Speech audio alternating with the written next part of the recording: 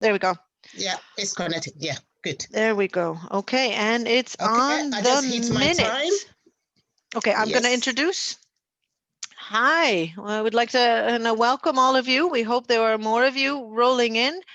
And just so everyone knows, we're live on Facebook. So if anyone wants to share that and let people know about this important conversation, we'd greatly appreciate that. We'd like to thank the Kynjaþing and Kvennaréttindafélag for hosting this. This is a bit of a passion project for Patience and I. Me having worked for a long while with families of foreign origin, learning a bit about what that involves. It's important, and there's a certain set of skills you need for that, and passion and a patient. It's again a passion project, and she has lots of experience. Vast experience working with them, a lot of requests from women of foreign origin, what to do when they land in situations where systems involving child protection service, teachers, social workers, and otherwise don't quite get that bit about we have different backgrounds.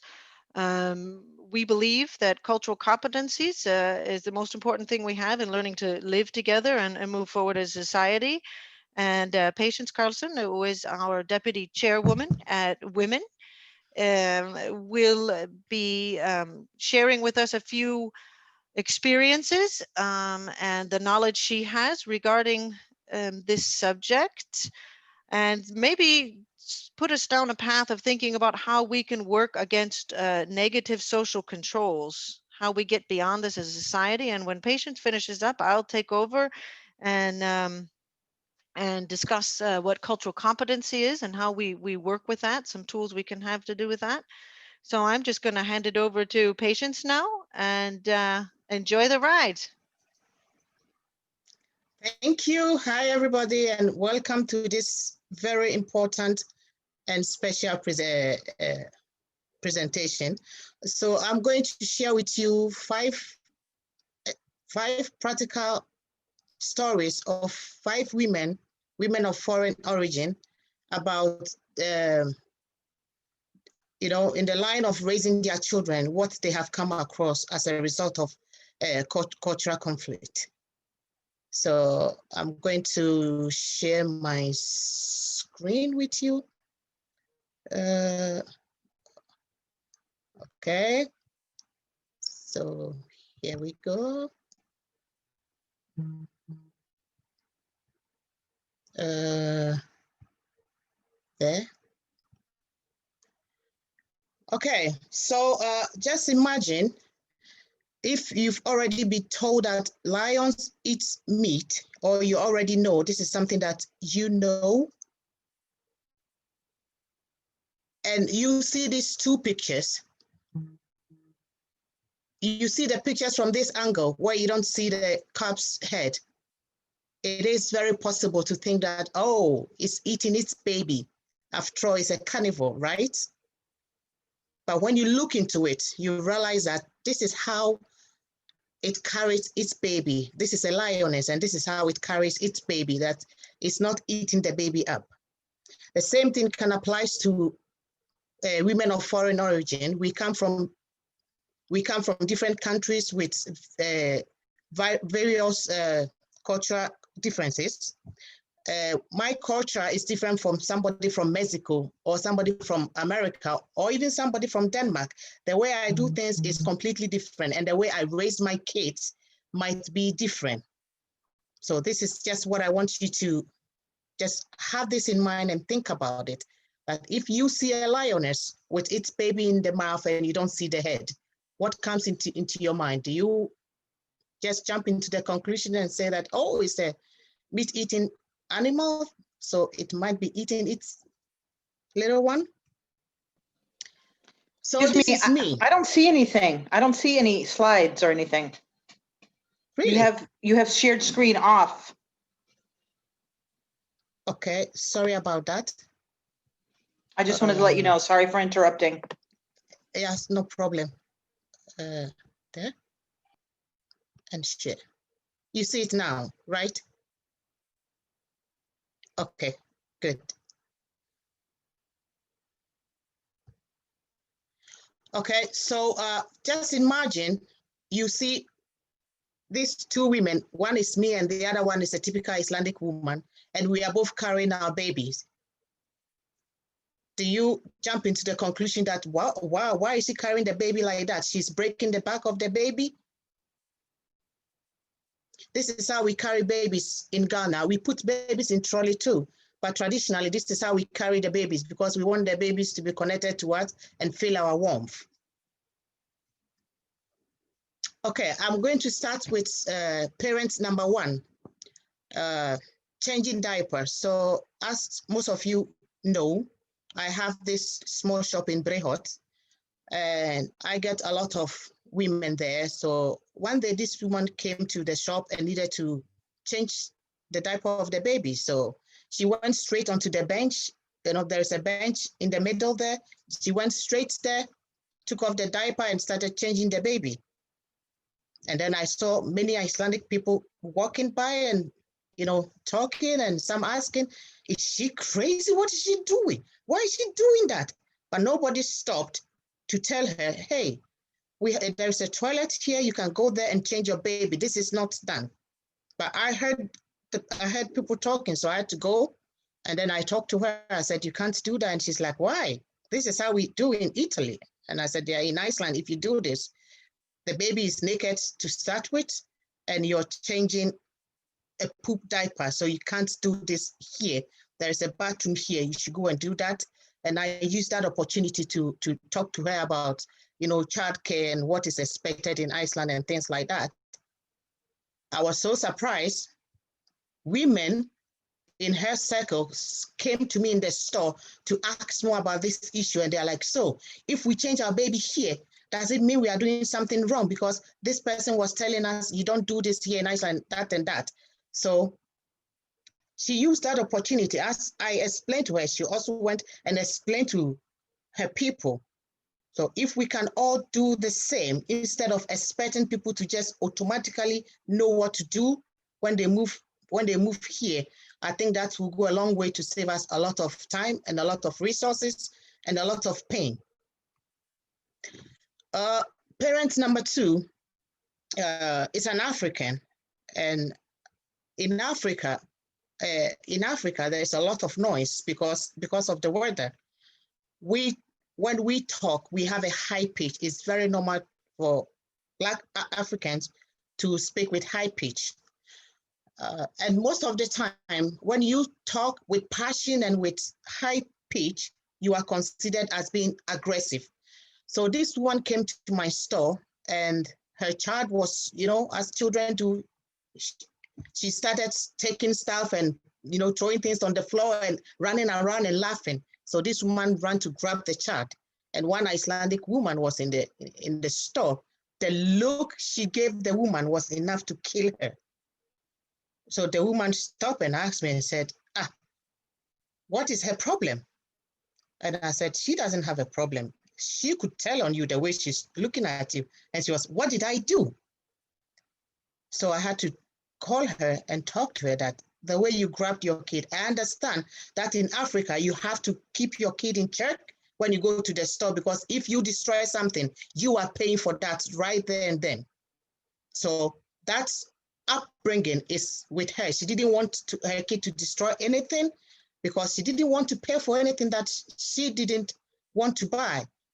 And she didn't know that in Iceland, if you go to a store and something like this happens, it is insured. So it's good for us to use the opportunity when we see things like that to explain to both parties that, you know, this is how it is like, but in most cases, the natives, most natives do not understand because this is not how they know things are done here. Parent number two is a Black mother and a Black mother and Icelandic mother-in-law. So this parent has a son who is super hyperactivity. He's so hyper. So they went on a trip, and on their way home, the kid just took the belt. The mother was sitting in the front, and the grandmother was at the back with the 2 babies. So this boy in particular took off the seatbelt and started jumping in the car. And the grandmother was saying, "Hi to father, just sit down, stop that, put on your belt." So the mother turned around and said, "You put on the belt now, else I'll grab something and hit you with it." And the baby sat down. This mother-in-law went back home, called the police, called Child Protection Services. They went straight. They took the kids from Nichole. It took her several months for the case to go through the court system and the aggravation and the threat. This woman would call all the time and crying and wanted to kill herself. She didn't know what she did and things like that, but they never listened to her. I understand that, if you say that in Iceland, it means you're threatening your child. But in Africa, this is how we talk. This is how we are raised. So if you want, what my point is that, of course, we live in Iceland now. We have to learn the Icelandic culture. But how do you learn something that nobody is telling you how to do? We want to learn the culture, but if there is nowhere for us to learn it, I know there are some classes that some parental classes given in Hesugessla and some places, but they are all in Icelandic. And when you come into this country and you're new, you don't know any Icelandic, you cannot participate in such courses. And after this, even though the kids were returned back to the mother, this woman has been on the constant radar of Child Protection Services until even today. Parent number 4 is the same thing. It's an African woman with a mixed baby. This boy is also super active. And so she called me one day to come to her house to come and advise her on something. So I went to the house, and apparently the school has reported her to the Child Protection Services that she went on a meeting and she was being warned that her kid would be taken from her because her kid was too active. He was playing too rough in the school, and that he was a danger to the other kid. And they tell you to the kid's face that, you are out of control. You are a danger to the other kid. Sometimes you go to school and her kid is separated from the other kids just because she's super active. And this really aggravated the kid, that he will go and pick on the other kids just because he felt he was alone. When I talked to the kid and I asked him what is going on, he said the whole school is against him. The teachers are always calling him names, calling him out of control. You are a danger. You don't do that. You don't do this. He can't do anything right. Because of that, the other children, they pick on that and they always tell him bad stuff. That's why he also beats them. When he can't take it anymore, then he fights and beats them. The same parent had a problem with, not a problem. One night the baby was convulsing and they called the ambulance to come and, of course, as you do, they called the ambulance to take the baby to the hospital. So as they were waiting for the ambulance, what we do in Africa, I'm saying Africa because I'm telling you about the ones that I know. What we do in Africa in situations like this is you wrinkle cold water on the baby or whoever is convulsing, because like she said, the baby was so hot, so she sprinkled cold water. And to do that, you have to take off the clothes. So they took off the clothes of the baby and the baby was in the diaper. So when the ambulance came, the father just grabbed the baby and was going to the ambulance with the baby. And the guy said, no, you can't do that. And he went to the hospital to meet them. But when they went to the hospital here in Reykjanesbæ, they said, no, they have to go to Hringbraut. So they went to Hringbraut. And days after, they had a query from Child Protection Services that the people in Reykjanesbæ called them to say that the way the father looked at the child, they are suspecting that the father, had something to do with the child. So they should investigate if there is any child molestation ongoing. And I tell you, it is good that this lady called me, because the father was so angry. He was so angry. He said, the fact that they can even think of me doing something to my own child, who is like 2 years old. It's just so absurd.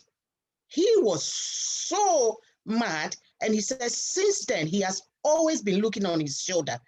He's always been thinking about this. Why would these people even think about something like this with me? And I had to explain to him that this is Iceland. Things everywhere, things like this happen, but for you to take your kid to the hospital because the baby is the diaper, for them to say that, I think it's just wrong.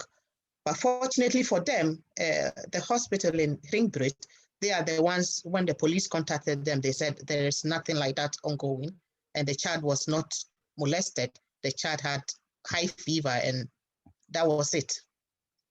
So the hospital is the ones that save this parent from, their children being taken away from them. But just things like, when things like this happen, you go on the radar of child protection services. So the least thing you do, they are knocking on your door, and which I find very unfair.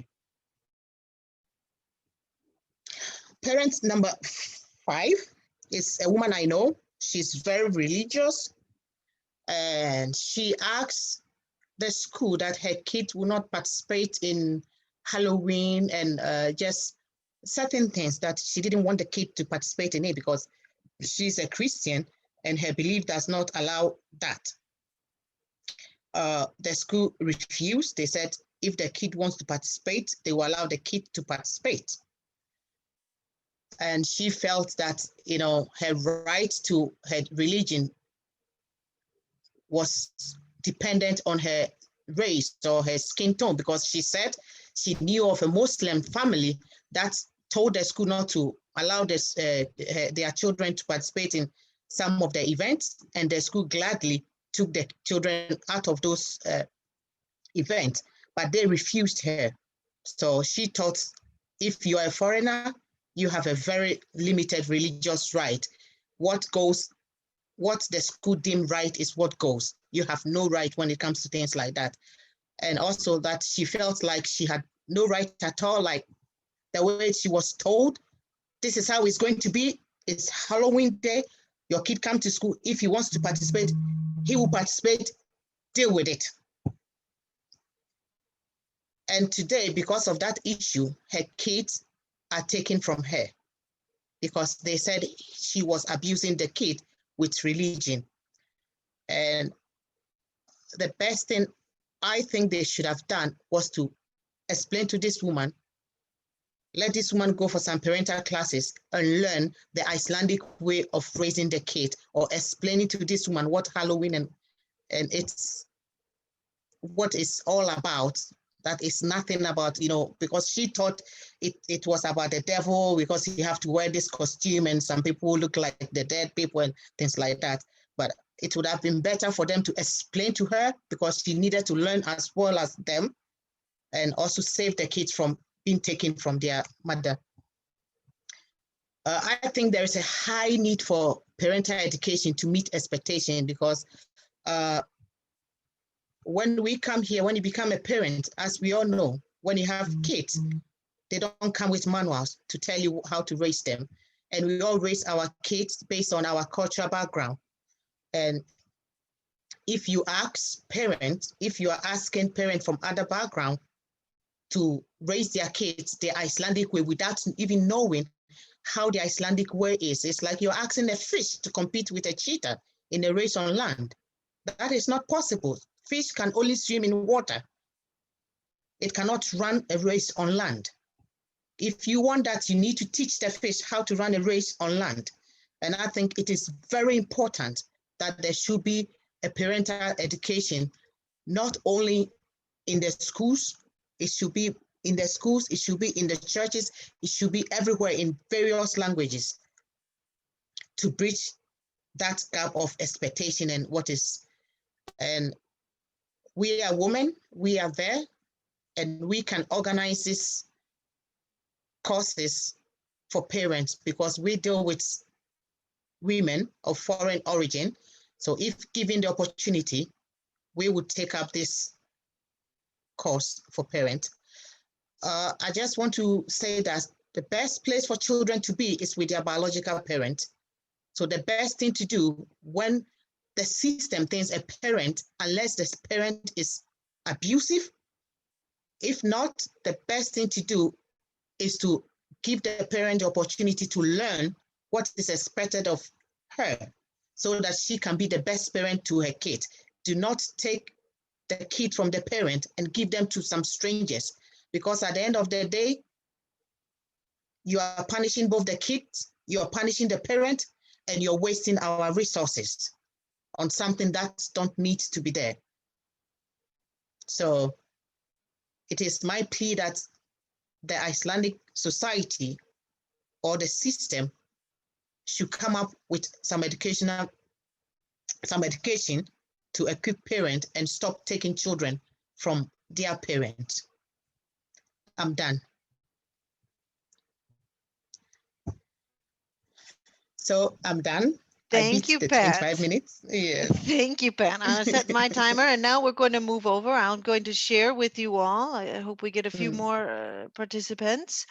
I'm going to share with you. Where did it go out of my desktop? Oh, excuse me, ladies. I had my slides open and they went away. But I'm going to slide us over into those tools that we need to be culturally competent. Take a little bit of those experiences that Pat told us about and see how we make them the reality, how we can deal with this, the tools we need. Here we go. Everyone see that? Yeah. Yes.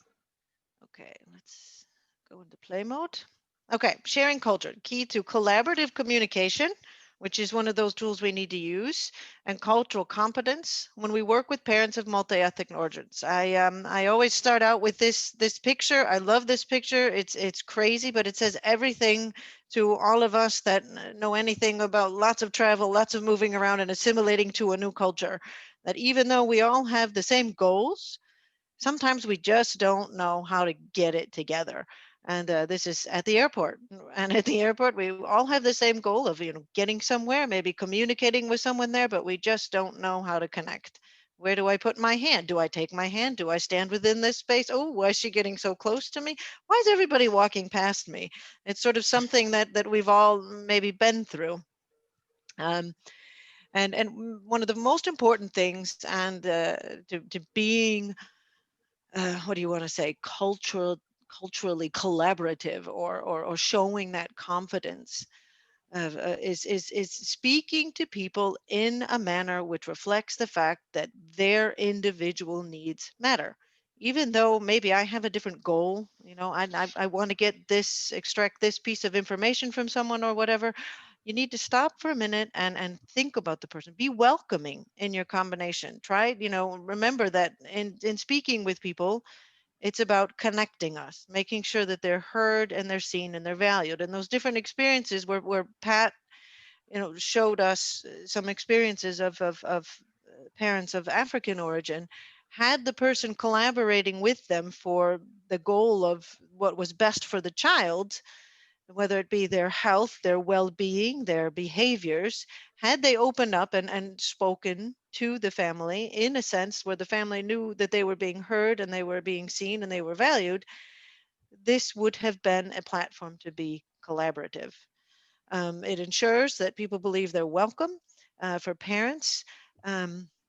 Because in the end we all have one goal, and that's for the best, what's best for our children.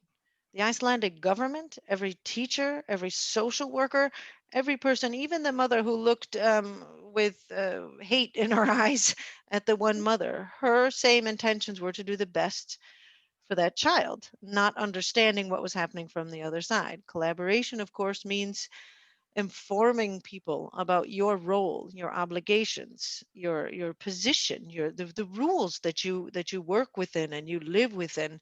If we go back to the idea of working against negative social controls, it's about saying, the values in Icelandic society are that children are treated with a certain amount of respect, and that tone of voice we don't find to be respectful. And you can find a common ground instead of ending up saying, they don't believe in me or they're judging me, to saying, oh, I understand. How do I do that? It helps us with our worries. And one of the most important things about being collaborative in our communication is that we're accessible. We understand that we all come from different places, and we speak in different ways. We have different expectations, different experiences, but that we want to come together at a certain point. And this is equal, but I'm maybe sort of speaking here to people who want to work in a diverse society.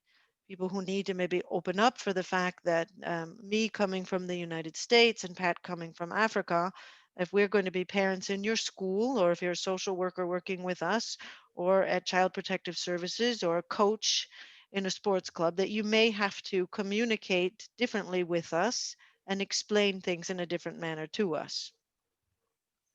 And that we will also have to listen differently to you, to what you're telling us, and be willing to accept the fact that things are done differently here. I'm going to drop into this. Anyone who works with multicultural issues or children or psychology, this is a very, what do you want to say, well-known over, what happens over the surface and what happens under the surface analogy. And I want to take the two sort of aspects of it and first look at the cultural thing. When I see Pat, I see a woman from Africa. She has dark skin. She has a high forehead. She has a wide nose. When she looks at me, she sees a white woman with a skinny, long face, a long nose, saying that I maybe have Slavic origins. And this is just what's on top, but this says absolutely nothing about me or my culture or where I come from. And the same when we make this comparison to how I act, how I speak, and the values I have and the attitudes, they're all shaped by this massive amount of us, which is under our surface. It's like what's under our clothes. It's there, and it's really important. And if we want to live in a society where we're culturally competent, we need to admit to these things. We need to understand the fact that maybe I don't know everything about um, attitudes towards elders and children in the society where Nichole comes from.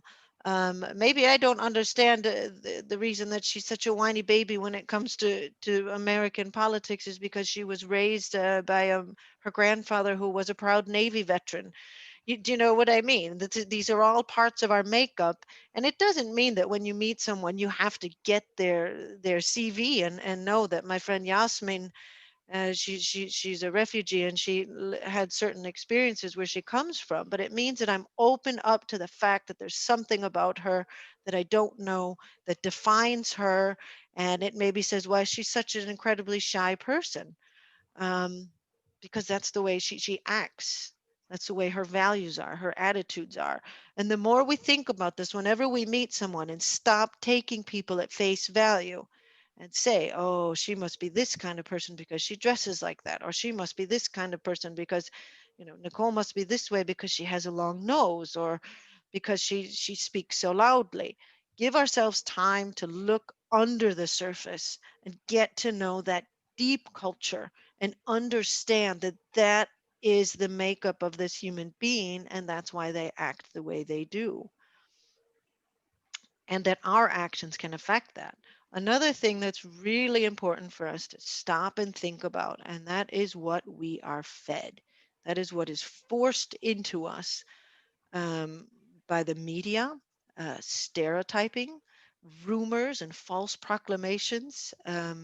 I know in my experience working as a principal, there were certain parents that I was warned they were difficult, and it had to do with their culture or their lack of understanding. You see how fierce I am with this, with my fingers. It's because of the fact that these are things that we're fed. They have nothing to do with that deep under the surface part of our culture and our makeup and our beliefs. That inner desire. Another thing I want to speak about is sometimes people they try to be over competent, and they have this great desire to save the others, or maybe even to avoid that which is different about us because of stereotypes. These are all very cliche, many things we can be completely ashamed about, or we can look at them and look within ourselves and say, wow, what do I think about this? How did this affect me? Um, do I believe in any of this stuff? Do I believe that all Russian women love vodka and sell drugs, or that all Americans, African Americans, Black Americans, I guess is what we should say, that they, dress like, the guy with the white hat, that all Canadian Indians, they're out to make a fast buck to give away their land. I mean, look at Mickey Rourke. He made a wonderful Asian. Come on. Do I believe in this? Do I buy into it? Did I ever let this affect the way I interact with another human being who maybe looks like this or comes from this culture? What is cultural competence? It's something that we're not born with. It's something that we have to develop. We have to work on it. It's like a muscle. It's like, we go out and train for a marathon. We have to go out and train for being culturally competent. Basically, what it says is the way I've defined it is, there are things that either bring us together or separate us. And they're usually those things that are on the surface. They're that race, that nationality, age, gender, sexual orientation, ability, class, language, even our jobs. A lot of us come here and maybe we have a certain education, but we get here, like me, when I first got here and my only job was with a broom. I was defined by that. I was the cleaning lady. I was not Nichole from America who could do this. I was the cleaning lady. And that's how I was seen. And that's where I was held. Um, that competency that we build, it's our behaviors and our attitudes and our intentions or our aims. And it's that ability that we have to live together effectively and efficiently in a cultural diverse society. That we take all those things that are upfront about us and we dig down into that deep culture and we use what we can there to be effective, to get to know someone, to get to know their skills and utilize them at work and empower people through them. Um, it's important for us, in order to be a culturally competent society, to look inside ourselves and define who we are. What is it to be Nichole the American? What is it to be Sigrid the Icelandic woman? Look at our language, look at our music and our culture and the things that shape us and shape our thoughts and our values, and see how we apply those to others.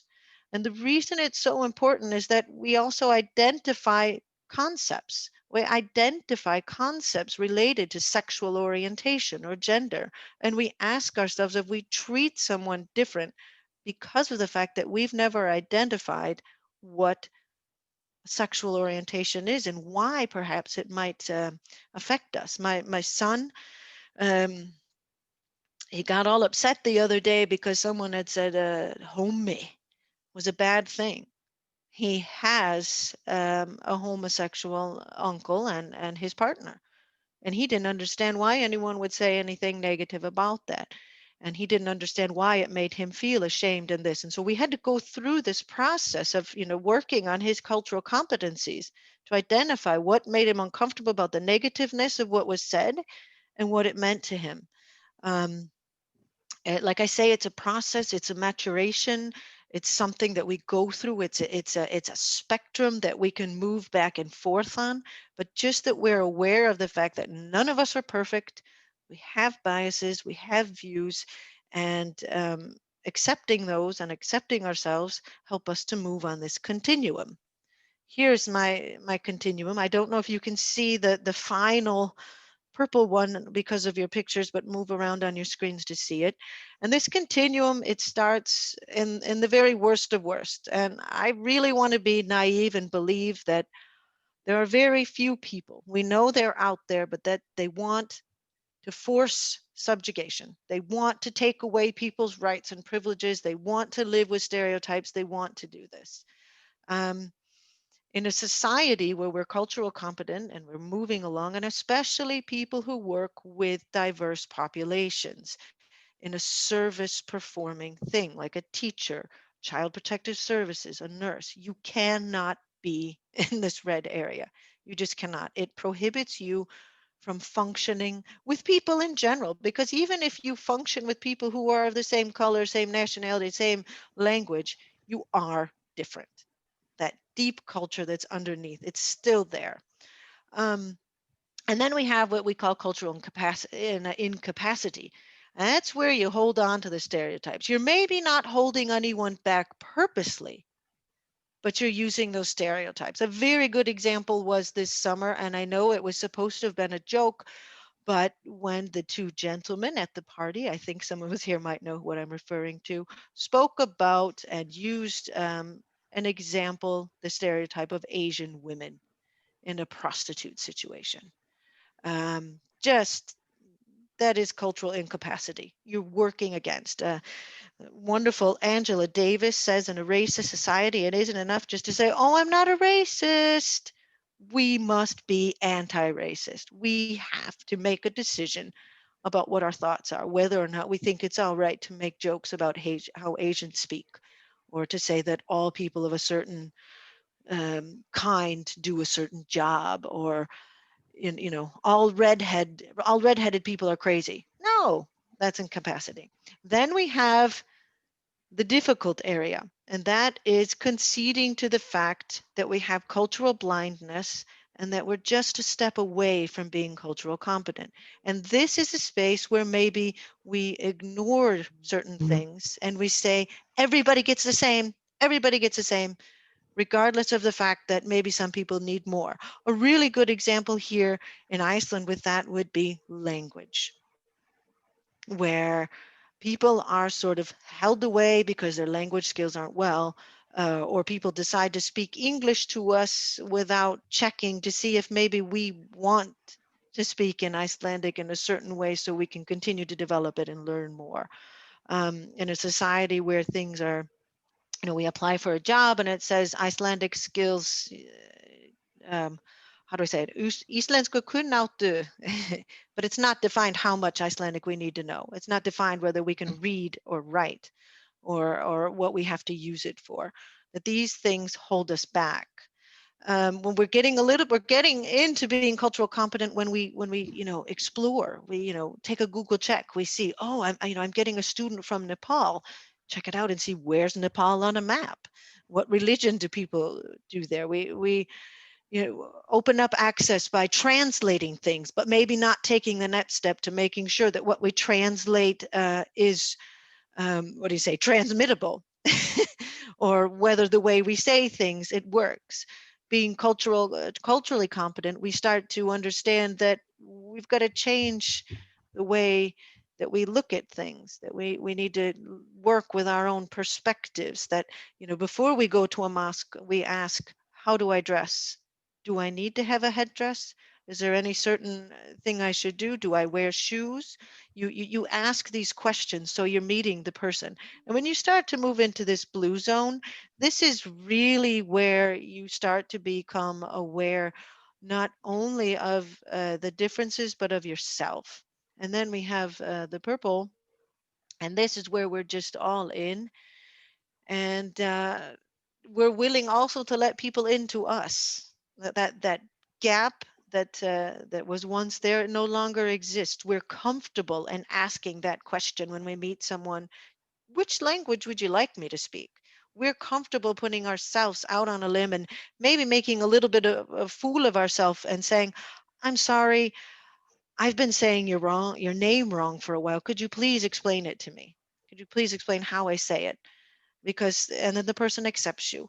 And this is the way we want to move. And I always talk for so long there, but you guys can check out the slides later. We'll put them on our website and ask further questions. But here's how we work with ourselves and an individual. And there are 5 steps, and they're sort of a continual basis. 1, again, identify and acknowledge that there are differences. Pat and I, we get along and think about a lot of things in the same way, but sorry, gal, we're not the same. It's just, and not just the way we look or talk, but something inside of us. We are different. And then look to myself and say, what is it? What is it about me that's different from Pat? What is, my culture, and why am I that way? And then just take an even deeper look and reflect upon those things that are different. And dare to ask yourself, what is it that I don't like about certain things? Or why am I attracted to certain things? Why do I think that Pat has such a beautiful glow in her skin? What is it? Don't be afraid to talk about those things and acknowledge them. It shouldn't be offensive. It should be something that opens it up to a wider sense of sharing. And then put that effort into learning about each other's cultures. It's appreciated on both sides, and everyone learns and everyone grows. And then stop for a minute and think about yourself, how you behave.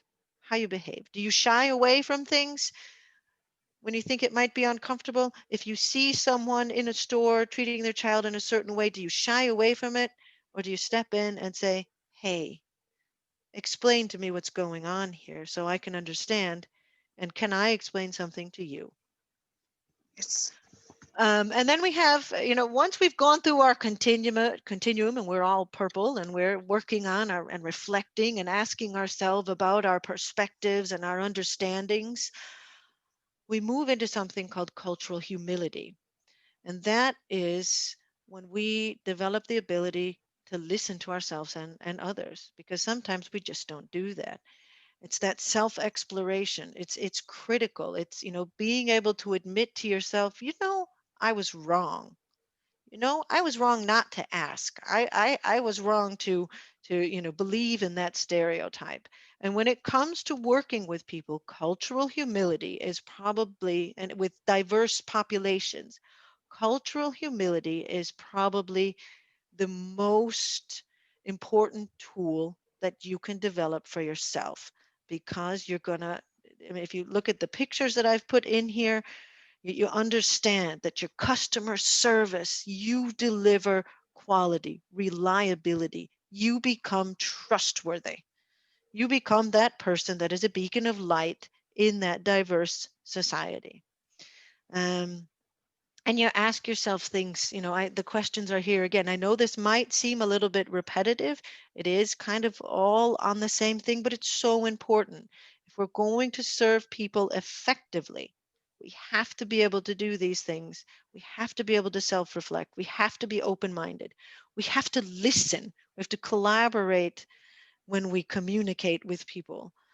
And we have to do it with a posture of humility, admitting that we were wrong, admitting that we have more to learn from other cultures and that deep culture that lies underneath the surface. This one I'm going to run over quickly because I don't know my audience. I put it in here, and when I go with this lecture, sorry, stuck between languages here, um, then I really like to talk about making fundamental changes, not only to yourself, but to your organization. Making a policy. And if you want to do this with yourself, then, your policy, it says what you're going to do. You set your goal. You say, you take Angela Davis and you say, we're going to be anti-racist. And then you define that with the structure. You make a plan. You make a plan that says how you're going to be anti-racist. In my school, I'm going to have books about culture, about multicultures, about different types of family, about different genders, about different types of music. I'm going to promote these things. I'm going to have conferences with people. I'm going to offer language courses. You do these things, and then you go out and you practice them. And you practice them not only in the way you work and the things that you offer families, um, but you do it in your behavior, and you monitor your behavior, and you continually, in step number 5, reflect upon your attitudes towards the policy you made, the plan you have, and the practices and behaviors that you practice. And you do this, and this is where you become effective and efficient in enhancing cultural and competency and creating this ever important social capacity where everyone thrives. Your customers, the people you serve, the people you're helping, your business. If you're a government entity, then your government entity becomes trustworthy.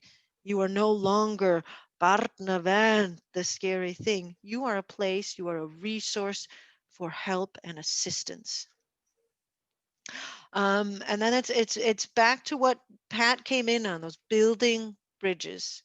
When we become culturally competent, and we use these collaborative communication skills, we become what I call TRS. In America, we love using these, our TRSs and our W.O.M.E.Ns, and we love it. Trustworthy, reliable, and supportive. That's what you need in a multicultural society. That's what you need in a diverse society. You need to do that. And it's not just about bridging that gap where you look over and you say, wow, it's massive. I want you to look at these two bridges. Yes, they're both sturdy. Yes, they're getting people back and forth. But the vastness seems so much further. You don't see someone over it. It just serves a purpose. So when you go to the fact, okay, I've translated a few things. Okay, I've got a couple of pictures on my wall. I'm bridging. Or do you want to be this helpful, supportive, trustworthy, reliable hand that gets people in masses to come together in the middle of the bridge, mix it up, and go back and forth with free hands? That's what we strive for. And we'll finish it up. And I just can't help but give a lecture and pull out this video because it makes me cry. It makes me cry because the thing is, being culturally, like I said, being culturally competent, it's not something that you're born with, but you're born with the ability. You have not been hindered. The importance of understanding the views that form throughout our life, the good ones and the bad ones, and working with them so that we can behave and interact with others. That's how we make a diverse society. The government put together this little video for us when they were taking in the first large amounts of refugees in 2015. I was asked as a principal if I could round up some children, and it was just before Christmas, and the only thing I could think of, well, I've got two diverse children and they've got diverse friends, so I threw them all in the car and we ran down, and the children were taken into another room, and none of us knew what happened in those interviews. We didn't know what they were asked and what the answers were, and this is the result of it. And it just makes me proud to know that we can raise children that have these views, and that we as a society can take part in making sure that we continually mature to have them ourselves. So I'm just going to end up my little talk with this little video.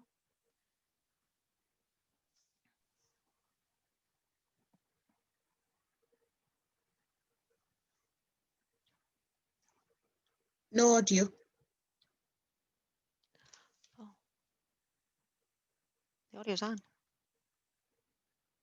No, you have to There's use the no audio at computer all. audio. Nope. It's on. I can hear it. Can anyone else hear it? I can't hear anything.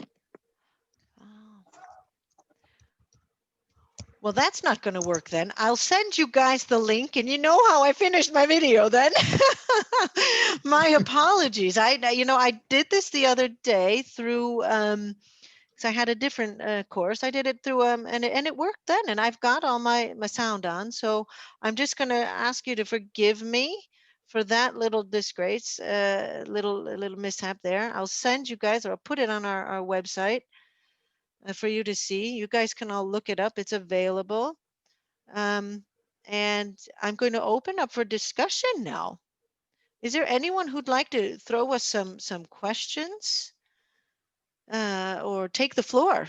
Give us some pointers, share an experience. If you want, I'll just say,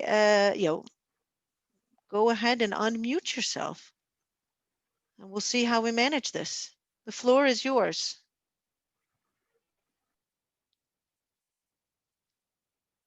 Oh, come on now, don't all speak at once. Hi. Hi. Yeah, thank you first for the presentation. It was extremely useful because all the situations that you describe is often situations you feel it's a conflict without solutions. Like someone has to be right, someone has to be wrong in a situation, and you just feel stuck in it, and having a solution to it like such that appears so obvious once you present it, you know, but that doesn't appear sometimes if you're in the context because you're in this conflictive mode, you know. That's just great. So first, thank you for that. And then I wanted to share an experience that's connected to the story that you were telling, Pat. Like, it's like I was in a situation at some point where I was wondering if I should contact children's services or so about an Icelandic child, and the family of the child were Icelandic. So it's a bit, you know, reversed. I'm the foreigner there. I don't know exactly where to go. And I was wondering, and then instead I talked to another Icelandic person who solved the issue in a way. And this Icelandic person say, oh, I'll just talk to the person. And it was a kind of more network of, you know, talking to each other, and it got solved, you know, inner circle. While I feel that if it's foreigners, it's like it goes directly to the authority, you know, there's no talking. Is that, yeah. You know, if I could jump in here, there was really a missed opportunity there. There was a missed opportunity for, you know, like I had mentioned with the cultural competencies, to bridge that gap, to take that discussion about what it is that you had seen, that you found to be not appropriate. It was taken away. That opportunity for you was taken away. And also for them to understand how you would have found it to be inappropriate. And that's something we have to dare to talk about, because it happens all the time. Like you said, it was taken to the side, and it was sort of dealt with within their own culture, rather than making that diversity, that wealth, and that sharedness of it. Sad missed opportunity. But I mean, at least like that's what you say, with more education about this, like on both sides, I would know better myself how to react, and people would know better how to react to me reacting this way. So that's, yeah. So that would be so much better if these things were, you know, yeah, spread, these attitudes and behaviors. I have a feeling a lot of times, a lot of things that we experience as what do you want to say, racism, or I'm not trusted, and things like that. On the other side of it, it's also just someone not reaching across. I mean, there is definitely blatant racism. There is definite judgment. There are definite stereotypes and things that are thrown out at us. But a lot of times it's just someone missing a huge opportunity to bridge a gap, to create understanding, and it just doesn't move us ahead as a society. Does anyone else have anything they want to add or ask or share? I want to ask a question because I don't know. For teachers, do they have to go through cultural competency training? Is the part of the training? Okay, and what about nurses, social workers, and doctors? Is that a part of their training? In education, a lot of the education courses, they have what they call fjölmenningarkennsla, and they're taught about it. But and I don't know of many who've gone through deep training, and it's something. And the thing about it is, like I say, it's a spectrum. You can take a course, right, and you go out and you do it, and in a few months you have to do it again. It's something. It's a you know, I mean, if we just look at maybe ourselves before we emigrated here to Iceland, look at sort of how we lived our lives, and what it was that maybe helped to make us understand. Maybe it's because we ended up in a situation where things were much more culturally diverse than we knew them, or we ended up at the, like for me, for example, white woman from the Midwest in America. I thought I was okay with my views and whatnot. And then I ended up with a broom in my hand, and I couldn't speak a language, and I couldn't get a job. And I really had to learn within that. And that's something that I don't think is taught. And that's something that has to be worked with continually. Okay, why I'm asking, because I know in many countries in Europe, and I've been a part of a program in England whereby they have cultural competence training, which is now becoming compulsory for teachers and especially social workers. And apart, for example, we're all here. It would be great. I'm not sure if there are social workers there in or Icelanders, our teachers were Icelanders, but on a platform like this, it would be great to get a balance of Icelanders as well, so they could hear some of the example that patient was sharing. Right. That was our hope. Our hope was that this conference today, that it would serve as sort of a bridge, that we would, Pat would come in with these experiences, and then I would open up and talk about this, and then we would have. And I don't see too many Icelandic names in our feed. I see Sigrun Kristbjörg, and I see Birna Juliusdóttir. I see an iPhone. I'm gonna hope that's an Icelandic. Ástrós. But you see my point, and that's just something, and it's something we have to do together. It's something we have to build together. Is there anyone else who'd like to share something? I mean, and in defense of Iceland, let's just put it. It's a young country when it comes to cultural diversity. You can look at places like England and other places as well. I mean, they have a rich history, and there are still things that aren't going right. I mean, we have Brexit, and look at the United States. I mean, they're all immigrants at one point, with exception to Native Americans, and they've been discriminated against and stereotyped. So it is something that if you let go of it, and maybe the fact that we're here together and we're all concerned about that, we can all have an effect on that by us trying to bridge the gap, and us definitely showing a great concern for wanting to learn about the society that we are now a part of. Yeah. Hello. Hi. Hello. Yeah, I just want to thank you for the story. I know. Oh, you mute. You went mute gone. again. Oh, open up again. I think she's gone. Oh no, come back. Oh no, I think she went to unmute. She'll come back. Sorry. Yeah, there you are. Hi. Yeah. Yeah, I know Pat. I went to the African store and I saw Pat there. Okay.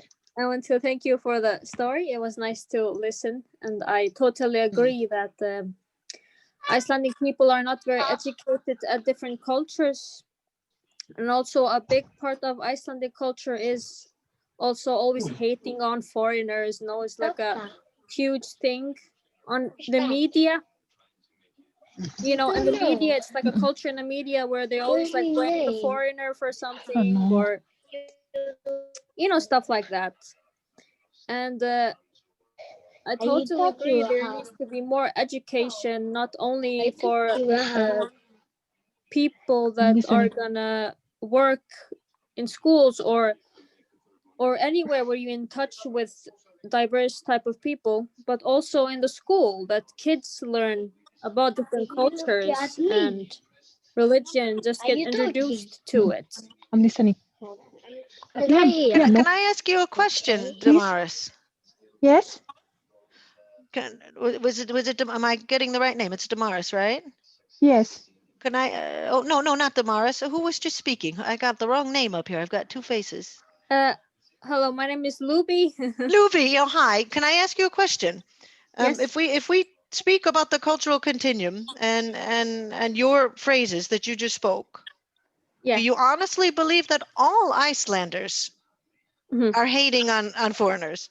And just take a minute, step inside and think for yourself. This is about that opening up and us thinking about it, and thinking about, okay, I am experiencing this and this is happening, but how do we change this? How do I get that message out without me putting that same stereotype back on them? No, I mean, the culture is like normalized. It's called útlendingarandúð. Where they always like blame, foreigners if they don't want like specific, groups in, and that they have to learn how to be in this, have the same behaviors as us, in Iceland and stuff like that. But they call it aðlagast. How do you say it? Aðlagast, yeah. We'd like to get to a point where it's samlögin, where it comes together and we share it and exactly. and we bridge that gap, and we sort of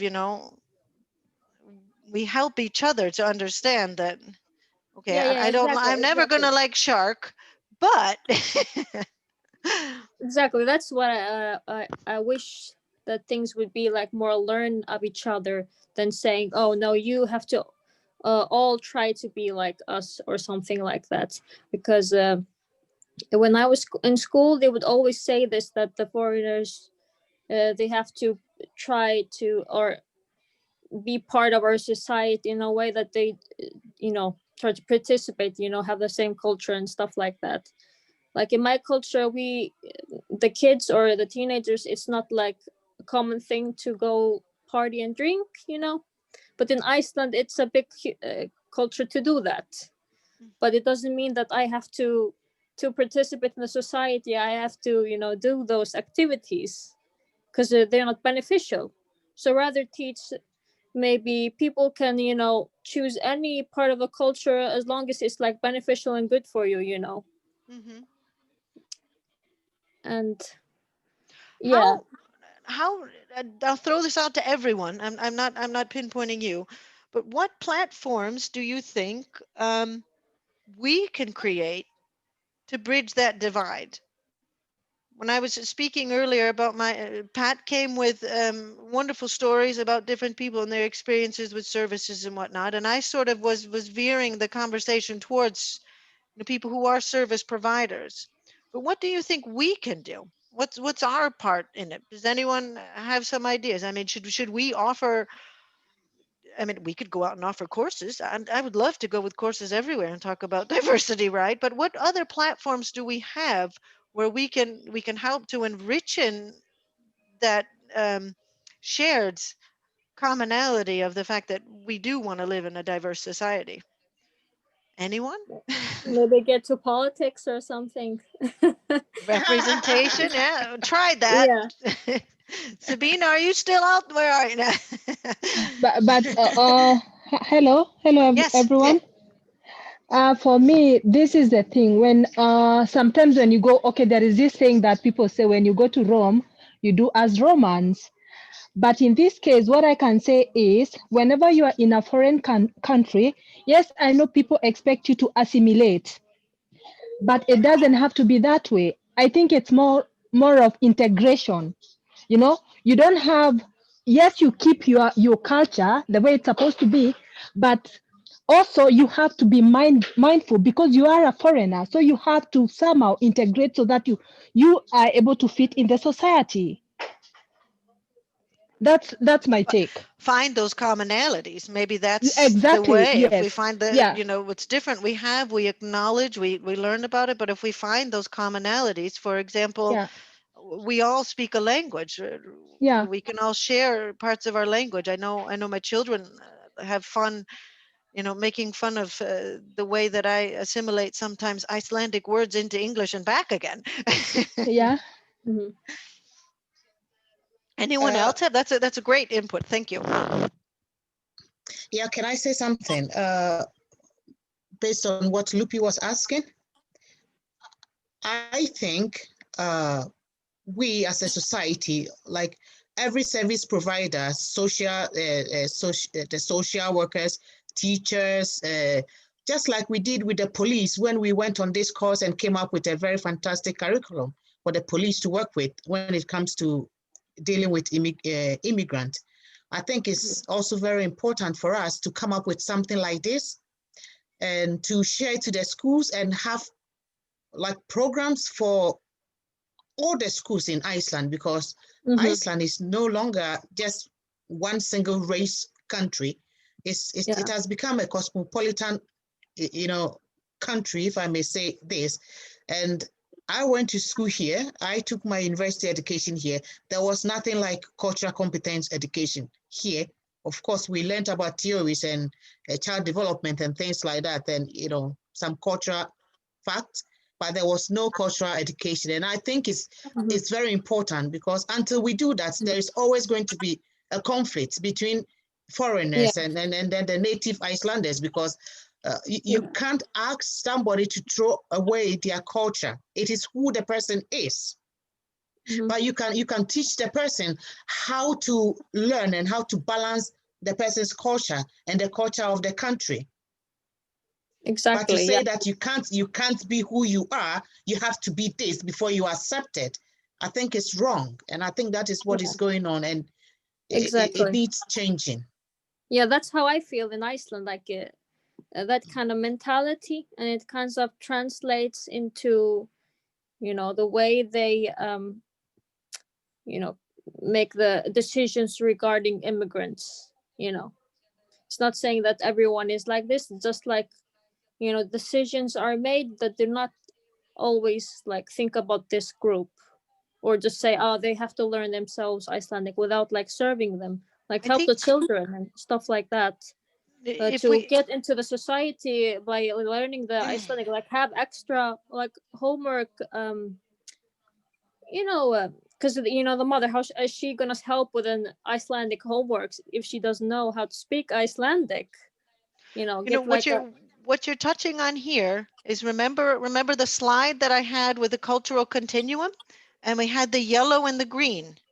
Remember, I said this is also a very dangerous place to be, because sometimes we say one size fits all, because that's what it is. And we maybe ignore those differences, and we don't, you know, for example, the homework thing, send it home and you have a parent who maybe can't read it or doesn't understand the reading level of their child, but one size fits all. Every kid gets the same thing.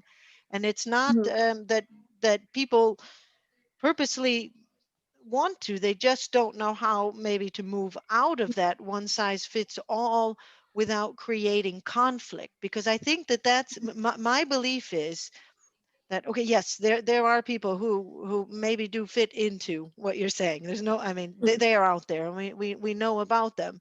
But I think the majority of people find it uncomfortable to move out of the one size fits all, because they don't want to offend anyone. You guys hear the thing that people say all the time, oh, you can't say anything anymore.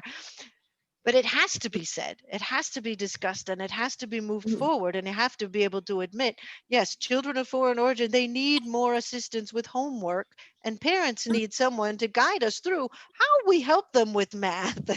I set up my son's math problems the other day, and my husband looked at it and he said, well, what did you do? And I said, well, that's how I did it. And he said, no, that's not how we do it here.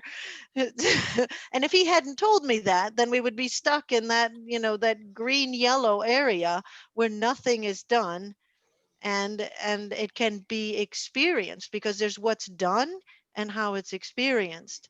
And when someone doesn't say anything to move us forward on the continuum, then it can be construed as someone's trying to hold me back. Yeah. Someone doesn't want me here, someone doesn't. And that's where we really, really have to work.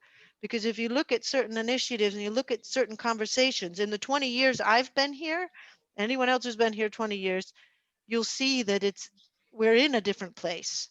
There are more opportunities, there are more things, there are a hell of a lot more Icelandic courses and resources to be able to take them than there were 20 years ago. But we still need to continue on that continuum and break that ice and say there is no one size fits all. We need to do more. We need to reach out more. And like I said, you know, it's also for us to, you know, look within and ask ourselves, what can we do? How can we push it forward on the continuum? Hi there. My name's Amu, and I'm doing my master's in Leikskóla Kennarafræði, learning to be a preschool teacher. So I've been on both sides of the spectrum as a parent of children of foreign origin who didn't speak any Icelandic and went through the school system not having a language, English, a language to communicate effectively, and being a teacher dealing with other foreign parents and Icelandic parents, and having language and culture as a barrier to start with. So this has been really interesting. The one thing I'm thinking of is that what you said, Nichole, about having the lines of communication open. I think that is one thing that we just can't get past. We have to, because a lot of our ideas and conceptions could be coming from a place of insecurity, both sides. You know, you need to be able to talk about it, bring it out in the open. I see people putting in on Facebook posts, oh, this happened at the preschool. And I think they're just racist. And this is but maybe the person who has done whatever they did had no clue that it was offending any sensitivities. It doesn't excuse it, but you can't help what you have not tried to find out. They should also take the initiative to find out how Right. they feel about things. It goes back to that acknowledging it and saying, oh, by yeah. avoiding it, did I make it worse? Or, you know, and it's, and it goes back to just basic human communication, what's said and what's heard. Only with this, we put those layers on it that have that deep culture and that underneath it, where maybe what was said and what was heard, they're just are two different things. Exactly. Right. And so this is just wonderful. The thing about talking to each other and keeping on trying to connect. And if you don't get the answers that you need from one person, you go to the next person higher up and try to get your answers. You don't give up. Right. That's just my take on this. So that's great. Thank you. I thank everyone for talking. We've got a couple minutes left. If anyone else wants to jump in here. And I know this is something, no one would be here if this wasn't something that mattered to you. Thank you all for coming. And what do we say? One last jab at it? And good luck in your studies, Amu. Are you almost done? I'm on my first year of my master's. Yeah, so my Fabulous. education didn't get recognized like a lot of you probably deal with. So I had to go back through 3 years, start with my B.Ed, and now I'm in my first year of my master's in Icelandic. Because again, there's no shortcuts for being of foreign origin. But yeah, getting there. Good job. I can't wait to read it. I can't wait to read your research. Keep it up. One more preschool teacher. Yay! Multiculturalism is my theme for my research. So yeah. Great. Anyone want to take that last word before we cut out for the night? I can't believe Yasmina doesn't want to say anything. My shy girlfriend there. Hi. Hello. Hi. Yeah, my name is Ása. I am a teacher in grunnskóli in Kópavogur, and I'm starting to teach children Icelandic with but I have been teaching music for many years, and so I'm just starting. Oh, the battery is getting very low. But what I want to know, and what we feel in my school, what is the most important or the most difficult is maybe when the children don't get help with studies at home. And I'm not sure, and there are probably different reasons, but what kind of help would be most important for parents? That's a very good question. When it comes to homework? No. You know, one of the best things you could do, if I could be completely honest, one of the best things you could do is to strive to get other parents to interact and support parents. Teachers, of course, do as much as they can, but you know, math isn't math everywhere. It's not the same thing. You can't just send it home and expect parents to just be able to read it and understand it. It's, you know, giving parents a helping hand with understanding what it is that they need to support their children. It's not a one answer fits all. It goes back to that you know, different people need different things. But it's also just communicating. And I mean, if you just start there and asking a parent, what can I help you with? And see if you can't lead them to other resources, which might be other parents, or, you know, your school creates an initiative. But that, I guess that would be the best place to start, is how can I help you? And that, you know, that opens them up to being able to just be able to say, thank you for acknowledging this is a difficult thing. It's it could be the first, you know, the first step in building that bridge with the hand. Yeah. You know, be May an I add to advocate for the that? kids through that work. May I add something to that too? There is something some of the schools are doing that I find very interesting. They have this special time, like twice a week, where they invite children of foreign background, like they add it to their courses as a VAL, or it can be in the like the younger kids. It can be just one lesson that they come together and then they are helped with their homework. Yeah, exactly. That's what I was talking about. Yes, That they are it's helped with their very fun. homework, but I think it should be done in collaboration with the parents, so they know their children are getting this help is available there. They need to be talked about it, and they need to agree and just let them know that you have this help and it's there, and the children can, use that help. I think it's really helpful, the schools that are doing that, and you see a huge change in the student as well, because it builds their confidence when they are not always being called, you didn't do your homework, you didn't do this, you didn't do that, and they are getting help to do that. It also builds their confidence in the classroom. So I think, using that method could help a lot, because most foreign parents, we work in low-paid job and we have to work 2 or 3 jobs. So first of all, there is no time for homework. Unfortunately, we don't have time. We have to make money to pay that rent. We have to make money to pay for that and that. We don't have any Frandy or Franca to support us. So we have to work for everything. So if the school can have something like this, that maybe twice in a week, you can split the kids and this one come and get help with the homework, that would be fantastic. I agree. That's something that I already suggested that, but the answer was to ask again. The answer was complicated to realize that better, why that is. But something really important that I'd like to just I thought of that here. too, and realized that.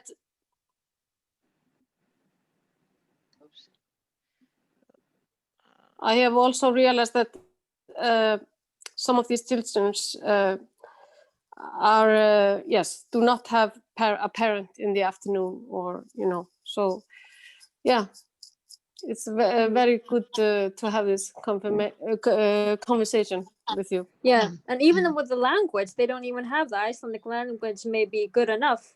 I remember when I was a child, they would just hand my mother a homework paper, help her with this, and she didn't pronounce even Icelandic words right. So she would give me like wrong, information. So I would just speak Icelandic wrong, and I would think it's right, but it wasn't. So that's why I was emphasizing in like extra, val, what's called val námskeið in homework or something like that, to support immigrants that are often in low-paid jobs, 3 jobs. My mom was working 3 jobs. She was exhausted. I wouldn't even have mental support because she was giving all her energy into the finances, So yeah, that's why I think these classes are so important for the kids, because right now I went to Alþýðusamband Íslands and I was in a meeting with one of the the managers, and they would say that there's a huge dropout of kids with immigrant backgrounds from menntaskóli, and only 2% that are in the university. Why is that? It's because it's lack of support. They need also support in the menntaskóla with homework and how to do essays in Icelandic, complicated Icelandic. How are the parents going to help? They're exhausted. They don't know maybe the language very well. So that's why I would say that politics, being someone with the immigrant background, going up in the politics, going up in the management positions in the education system and everything like that, and put your information about these things, and maybe have some research and ask the kids and the parents, like, what do you need? Not only like ignore it, or like, oh well, they will retta sér or something like that, because we don't have families here. And sometimes like my mother, she had a hard time having Icelandic friends because sometimes they just want to speak with someone who's easier to speak with, but even in work she would get discriminated in work, when she would speak at last with someone who's same country or her in her language, then someone would say tala íslensku, tala íslensku. You have to learn to speak Icelandic. So of course you would start to like push yourself away, from, I don't know, having like Icelandic friends or something like that. So there's many things like why they don't have Icelandic friends and stuff like that. If I could just add one thing really quick, back to the teacher, one thing that's really important is that you're honest from the beginning with parents. I have met parents who have been completely heartbroken going through months of thinking that they're helping their kids and their kids are doing really well, to sit down at a parents' conference and hear that their child are not doing well. It's something that regardless of their social status, whether they're working 3 jobs or they're a well-paid immigrant who's working in tech, they need to know. And that conversation, regardless, even with the courses, if the school makes the course, everything has to do with your relationship with the parents, and where the parents accept that, what you're saying about the child and the support you want to give the child, and they understand and you understand the parents. So it all comes back to that. That's the most important first step that you can take, is relating to the parent. Also, I'd like to suggest to you something that I saw that was really cool they're doing at Vesturbergsskóli, because I did part of my internship there, and they deal with a lot of refugees and children that have no social connections in the country. So what they do right at first grade is develop a kind of team, vinahópar. So there's like 3 or 4 families together. Generally 1 or 2 of them are Icelandic. So they kind of help the children to adjust, and the families. So if they have problems with the homework, the teacher isn't always accessible, at least they can reach out to these parents, form some kind of ties and somebody to ask questions. The children feel stronger, they have friends, people they know. So kind of everybody wins. They meet up outside school and form some kind of connections. And that should help. That's a good idea. But of course, these times, nobody is meeting anyone. True. So it's especially hard time. Exactly. And they probably everybody doesn't have computers and stuff at home. That's another problem for children. So yeah. Yes. Yeah. Thank you for your questions, and thank you for the comments and the support, ladies. We're out of time. We've gone over time. So I guess Pat and I would like to thank you for being here with us today, and wish you all luck with helping to bridge that gap and move forward continually on that cultural competency. What do you want to say? Continuum, getting to the point where you have cultural humility for yourself and for others, and good luck. Thank you for us. Thank you. Thank you, ladies. Thank you. Thanks.